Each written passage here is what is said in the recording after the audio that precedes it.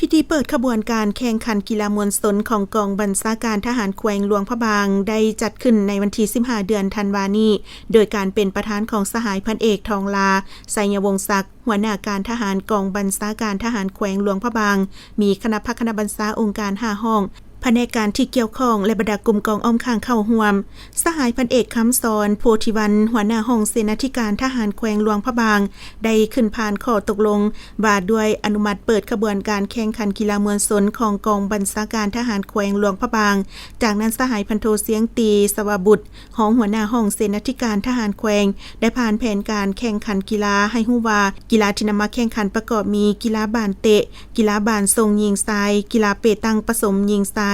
ซึ่งกีฬาแต่ละประเภทจะมีทีมกีฬาต่างหน้าจากองค์การ5ห้องและกลุ่มกองอ้อมข้างเข้าร่วมโอกาสนี้สหายพันเอกทองลาไสยวงศ์ศักดิ์ได้มีคำเห็นกล่าวไขพิธีอย่างเป็นทางการว่าการจะตั้งดำเนินการแข่งขันกีฬาครั้งนี้แม่นเพื่อคำนำหับตอนและเฉลิมฉลองวันที่มีความหมายสำคัญทางประวัติศาสตร์ของชาติของพรรคและของกองทัพโดยเฉพาะคำนำหับตอนกองประชุมใหญ่ครั้งที่12ของศูนย์กลางพรรคที่จะไขขึ้นในม.นี้พร้อมทั้งเป็นการพบปะหัดแน่นความสามัคคีไมตรีจิตมิตรภาพระหว่างพนักงานนักรบองค์การกรมกองให้แน่นแฟ้นและเป็นการฝึกฝนหล่อหลอมกำลังแห้งกายนายและพลทหารให้มีสุขภาพแข็งแรงสมบูรณ์เกี่ยมพร้อมเฮ็ดสำเร็จภารกิจปกปักรักษาและสร้างสาพัฒนาประเทศชาติในระยะใหม่